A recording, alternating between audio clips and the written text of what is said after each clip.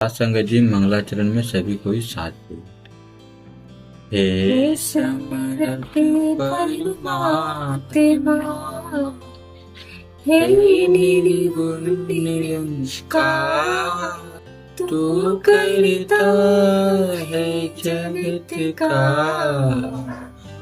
तू सबका आधार। कण कण में है बस रहा तेरा रूप अपार। तीन काल है सत्य तू, मिथ्या है संसार।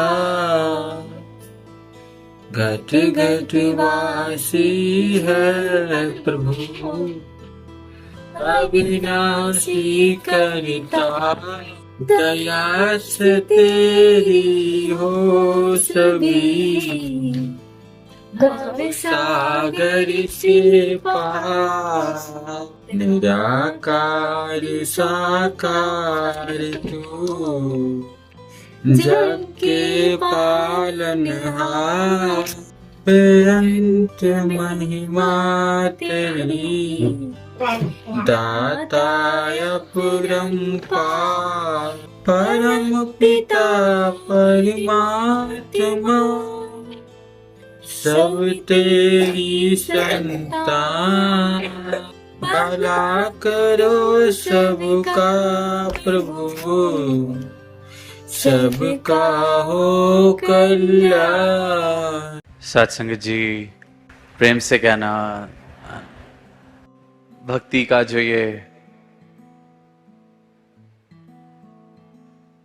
गढ़ जिसे कहा जाता है, ये धरती ये धरा, जहां अनेक संतों ने भक्ति से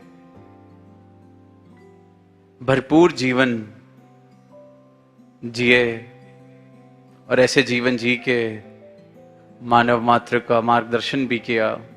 हम भी यहाँ समागम में पहुंच सकें, इधर भी आकर अपनी झोलियां भर सकें। और ये विशाल रूप जो बना है, सारे ही मानव मात्र को सिर्फ एक संदेश देने के लिए, जिसकी भक्ति जिसकी पूजा उसका ज्ञान जरूरी है।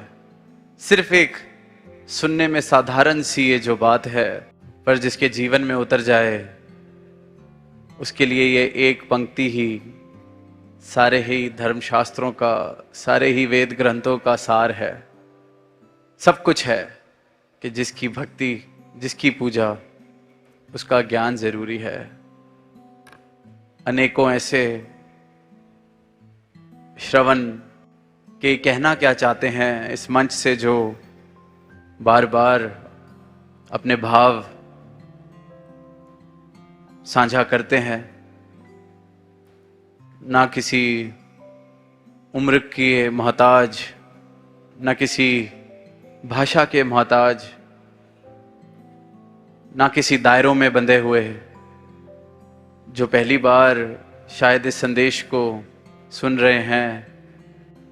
ये सदगुरु माता सुदीक्षा जी महाराज ये क्या दात देने आए हैं, ये इनके संत, ये इनके भक्त, ऐसा क्या है इनकी झोली में जो ये बांटने आए हैं। तो कहीं अगर किसी को लग रहा हो कि शायद क्योंकि संतों ने यही परोपकार किया है, परमात्मा से जिनकी दूरी उनको इस परमात्मा के निकट किया, कि सत्य सिर्फ एक, परमात्मा सिर्फ एक, इसको जाना जा सकता है और यह अवसर है कि इसको जान लिया जाए। और जिसने जान लिया फिर उसको इस बात से फर्क नहीं पड़ता कि कितने लोग हैं ये कहने वाले कि हम वो परमात्मा में मानते हैं, या कितने लोग हैं ये कहने वाले कि वो परमात्मा में नहीं मानते। जब तक तो किसी और के समर्थन का सहारा है मेरे विश्वास में, तो फिर वो विश्वास भी कैसा। अक्सर देखा है कि कोई बहुत दावे से खुद को आस्तिक कहे और कहीं 50-100 नास्तिकों से उसका पाला पड़ जाए, उनकी कुछ वो तार्किक बातें सुन ले, वो खुद डावाडोल होके सोचने लगता है कि यही तो सही नहीं है, मैं ही तो गलत पाले में खड़ा होके नहीं कह रहा कि परमात्मा है, वहीं जाना ठीक रहेगा, कम से कम बेवकूफ तो नहीं कहेगी दुनिया। कोई फर्क नहीं पड़ता जिसने जान लिया, देख लिया, प्राप्त कर लिया इस सत्ता को, इस सत्य को, इस अविनाशी को, इस परमात्मा को, कि कितने लोग हैं।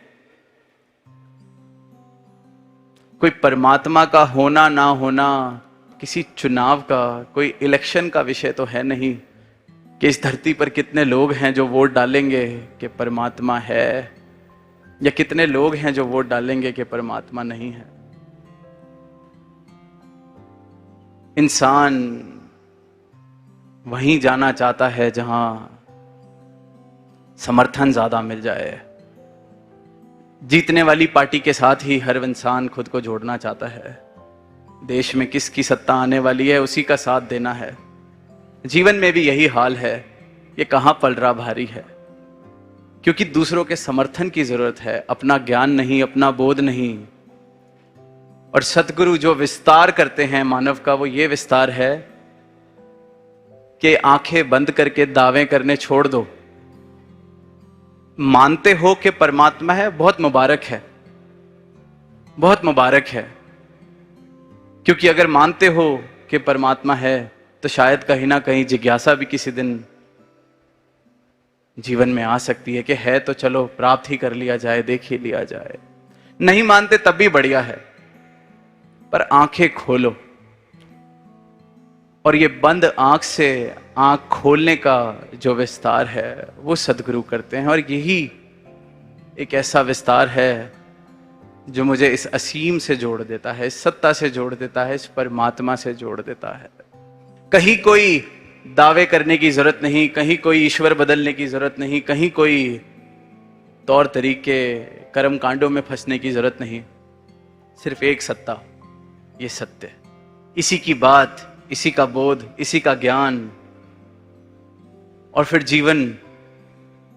अनेक संतों की हमने वाणी श्रवण की, अभंग श्रवण किए, जिक्र सुना, संत तुकाराम जी का, ज्ञानेश्वर जी का, अनेक ऐसे संतों का, कबीर दास जी का हम जिक्र सुनते हैं। उन्होंने भक्ति इसलिए नहीं की थी कि हमारी इस यात्रा पूरी होने के बाद, इतने वर्षों बाद हमें कोई याद करेगा, हमारी वाणियां पढ़ी जाएंगी। वो तो अपनी मस्ती में इस प्रभु को प्राप्त करके, जो ये प्रभु गवाता गया वो गाते रहे, जो लिखवाता गया वो लिखते रहे, अपनी मस्ती में चूर। कहीं इस बात का ख्याल नहीं था कि ये भक्ति इसलिए की जा रही है कि आगे जाके कोई यश प्राप्त किया जाएगा। तो मैं भी परमात्मा से अपना रिश्ता स्थापित अगर करता हूं तो उसमें कोई मिलावट, भक्ति में कोई मिलावट ना हो, सिर्फ प्रेम हो। ये प्रेम का रिश्ता है। ये जो मस्ती इस प्रेम से मुझे मिलती है, ये जो आनंद इस प्रेम से मिलता है, ये सिर्फ इसलिए, ये इसलिए नहीं कि मेरा भी गिनती ऐसे भक्तों की श्रेणी में शायद हो जाएगी, इसलिए मैं गीत लिखता हूं, मैं गीत गाता हूं, मैं शब्दों का उच्चारण करता हूं। जिसे इस परमात्मा का बोध हो गया, जिसे ये परमात्मा, ये सत्य प्राप्त हो गया, वो फिर ऐसी मनोदशा से ऊपर उठ जाता है, क्योंकि उसको इस पल में, इस जीते जीते जीवन में सब कुछ प्राप्त हो गया। और वो फिर जब संदेश देता है मानव को, किसी भी मानव को, वो यही संदेश देता है कि सब मुबारक है, जैसा जीवन जी रहे हो मुबारक है, पर सत्य से परे होकर जितना भी मुबारक जीवन जी लिया जाए वो अधूरा है। अपने इस अधूरे जीवन को पूरा कर लिया जाए, इस पूरे को प्राप्त कर लो, इस संपूर्ण को प्राप्त कर लो। जो जानने योग्य सत्ता है, सिर्फ जो एक चीज जानने योग्य है, अपना वजूद, अपना मूल, उसे प्राप्त कर लो। वो कहीं पर भी किसी का खंडन करने के लिए, किसी को नीचा दिखाने के लिए, कोई दीवारी खड़ी करने के लिए कि ये धर्म ऊंचा वो धर्म नीचा, इस परमात्मा में मानने वाले ऊंचे, उस परमात्मा में मानने वाले उतने श्रेष्ठ नहीं। इस संत को पूजने वाले, उस संत को पूजने वाले, जिसको इस परमात्मा का सही मायनों में बोध हो जाता है, सदगुरु की कृपा से ब्रह्म ज्ञान वाकई जिस जीवन में आ जाता है, उसके लिए इसका उसका ऐसी सारी दीवारें खत्म हो जाती हैं, गिर जाती हैं, बेमतलब हो जाती हैं। कि ये जिन संतों को हम बांट रहे हैं, जिनकी पूजा अर्चना करके अपना अपना हम जिनको बना रहे हैं कि मैं इनको मानता हूं, मेरे घर में इनकी तस्वीर, मेरे घर में इनकी वाणी का उच्चारण होता है, उसके घर में उसकी, मैं इन संतों की शिक्षाओं पर चलता हूं, मैं उन संतों की शिक्षाओं पर चलता हूं। ये जो दीवारें इंसान, ऐसी विभूतियां जिन्होंने इस सत्य को प्राप्त करके सिर्फ एक से जोड़ के एकत्व स्थापित करने का प्रयास किया अपने पूरे जीवन से, उनको भी बांट लेता है इंसान अपने अज्ञान की वजह से। ये मेरे, वो उनके। एक कहानी दास को याद आ रही है। एक गांव था, बड़े भोले भाले लोग वहां के, बड़े प्रेम वाले, वो भी अपने ईष्ट में विश्वास रखते। सारा गांव उस ईष्ट में अपने विश्वास रखता, श्रद्धा रखता। अब वहां किसी दूसरे देश से किसी और धर्म का प्रचारक आता है, वहां प्रचार करने, अपने ईष्ट का प्रचार करने विदेश से एक प्रचारक आता है उस गांव में, जहां भोले भाले लोग, ज्यादा जिनको दुनियादारी की अगर भाषा में कहें समझ नहीं, दुनियादारी की चुस्ती चालाकी नहीं, प्रेम वाले लोग, भोले भाले लोग। अब वो आता है जो विदेश से प्रचारक, वो कुछ महीने ही अभी हुए होते हैं उसको रहे हुए, और वो आधे से ज्यादा गांव के लोगों को, उनकी भावनाओं को, उनकी धार्मिक भावनाओं को परिवर्तित कर देता है। वो गांव वाले अपना परमात्मा, अपना संत, अपना ईष्ट छोड़कर वो जो परमात्मा, जो भगवान वो विदेशी प्रचारक अपने साथ लाया होता है, उसकी पूजा करनी, उसकी आस्था रखनी शुरू कर देते हैं। अब उस गांव का एक बच्चा पढ़ लिख के वापस गांव में जब आता है कुछ समय बाद, वो कहता है कि जब गए थे तब तो एक ही परमात्मा, एक ही भगवान था इस गांव में, अब दो हो गए हैं। एक विदेशी प्रचारक अपने साथ एक नई स्थापना कर चुके हैं, अलग ही नजारा लग रहा है। मिलता है किसी से, अपने पुराने मित्र से, कहता है ये कैसे बदलाव आया, ये क्या हुआ? हम सब तो जब मैं गया था अपने ईष्ट में विश्वास रखते थे, इसकी बातें करते थे, इस पर हमारी श्रद्धा थी। ये दो परमात्मा कैसे हो गए हमारे इस गांव में? और सारे, जहां तक मैं देख रहा हूं, आधे से ज्यादा गांव वाले, आधे से ज्यादा परिवार वाले अब इस नए प्रचारक के साथ उसके ईष्ट की पूजा कर रहे हैं, उसके प्रति अपनी श्रद्धा रख रहे हैं। वो कहता, तुम भी जरा कभी चलना, तुम भी जान जाओगे कि कितना बड़ा परोपकार हुआ है कि ये जो विदेश से आए हैं प्रचारक, कितना बड़ा उपकार हुआ है परमात्मा का कि ये हमारे गांव में आए और हम सबकी आंखें खोल दी। तुम भी देखना, इस परमात्मा की तरफ तुम भी समर्पित हो जाओगे जिसका प्रचार ये प्रचारक कर रहा है। अब वो अगले दिन जाते हैं सभा में और देखता है कि वो प्रचारक अपना प्रचार करने के लिए, जो बाकी गांव वाले, आसपास और गांव थे, वहां प्रचार किस प्रकार कर रहे हैं कि दो मूर्तियां लेके वो खड़े होते हैं सबके सामने, और एक पानी की बड़ी सी बाल्टी उनके सामने खड़े, और सारे वो भोले भाले गांव वाले और आसपास के गांव वाले भी भोले लोग अब आए हैं सुनने, क्योंकि बड़ा यश हो गया था, चलो सुन तो आए। और सबको कहता है कि आप सब परमात्मा में मानने वाले लोग हैं, इसलिए मैं आपके पास आया हूं, आपको सही राह दिखाने आया हूं। ये देखो आप सबके सामने मेरे सामने पानी की एक बाल्टी है और मेरे हाथों में ये दो मूर्तियां हैं। एक मूर्ति उस भगवान की जिसमें आप सब मानते हैं, आप सब श्रद्धा रखते हैं। एक मूर्ति मेरे भगवान की जो मैं लेके आया हूं अपने देश से, जिसका मैं प्रचार कर रहा हूं और जिसके प्रति अब आपके भी गांव वाले काफी हद तक अर्पित समर्पित हो गए हैं। अब मैं इन दोनों मूर्तियों को इस पानी की बाल्टी में डालूंगा और देखते हैं कि किसका भगवान तैर जाएगा। क्योंकि अगर भगवान डूब गए, जिसकी मूर्ति डूब गई, वो जो पानी की बाल्टी में नहीं तैर सका, वो तुम्हें भवसागर में कैसे तैराएगा, भवसागर से कैसे पार लगाएगा। चलो डालते हैं इन दोनों मूर्तियों को पानी की बाल्टी में। अब डाला और जो गांव वालों का परमात्मा था वो डूब गया और जो विदेशी मूर्ति वो तैरती रही।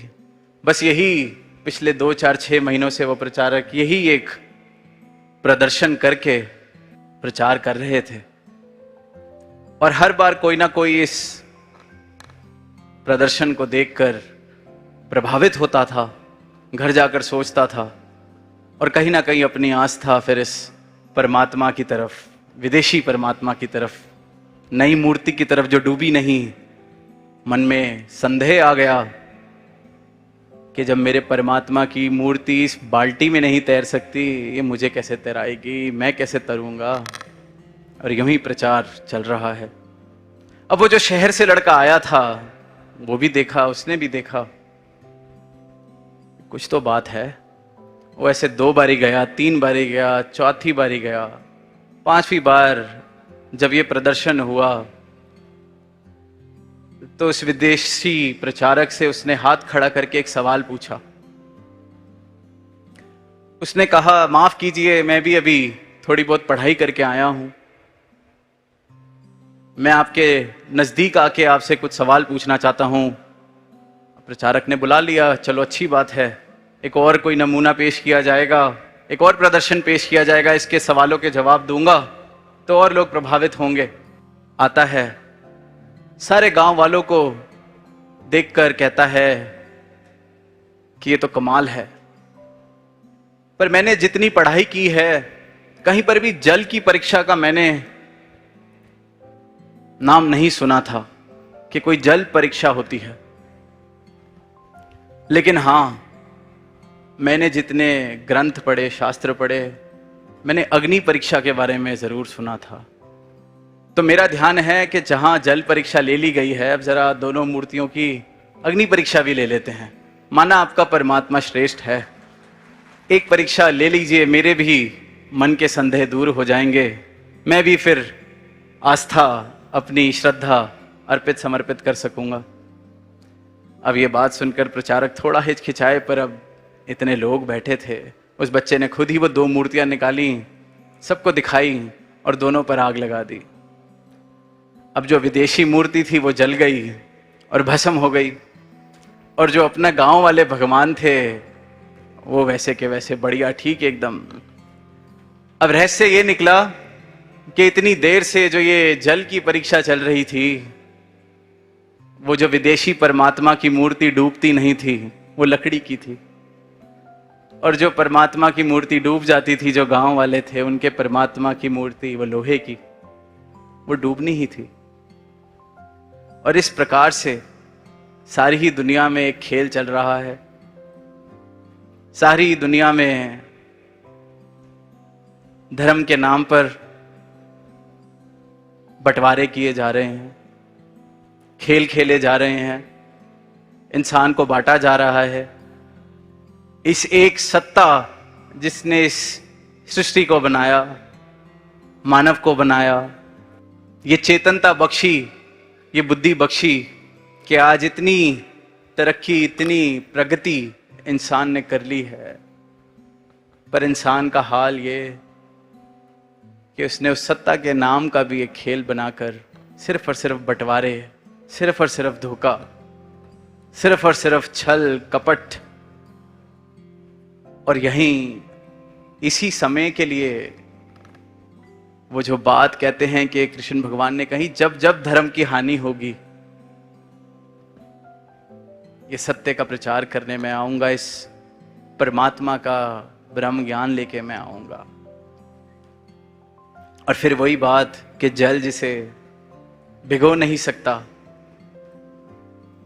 अग्नि जिसे जला नहीं सकती, शस्त्र जिसे काट नहीं सकते, ये परमात्मा, ऐसा परमात्मा, ये परमात्मा देने सतगुरु हम सबके बीच आए हैं। और एक एक संत की झोली में ये परमात्मा, जो एक सत्य, एक सत्ता, सबने जिसे प्राप्त किया, और यही एक संदेश दे रहे हैं कि इस एक को जान लिया जाए, इस एक को प्राप्त कर लिया जाए, और इस एक के प्रेम में अपने जीवन को अगर इस एक के प्रेम से रंग लें, भर लें, तो जीवन का एक रूप, स्वरूप, इस संसार का स्वरूप, रूप बेमिसाल होता चला जाएगा। या इस सत्य को प्राप्त कर कर सदगुरु के चरणों में आकर भी मैं उस खेल से इतना आदी था, कहीं यहां आकर भी ऐसा ना हो कि उस खेल से खुद को मुक्त ना करा पाऊं, यहां आकर उसी खेल को फिर खेलता जाऊं। ये चेतनता का विस्तार मेरे जीवन में आए, ये आंख बंद करके जीवन जीना मैं छोड़ दूं, आंख खोलकर मैं जीवन जी सकूं, ये विस्तार मेरे जीवन में आए। इन्हीं शब्दों से दास इजाजत चाहेगा, प्रेम से कहना धन्य। धन्य निरंकार जी।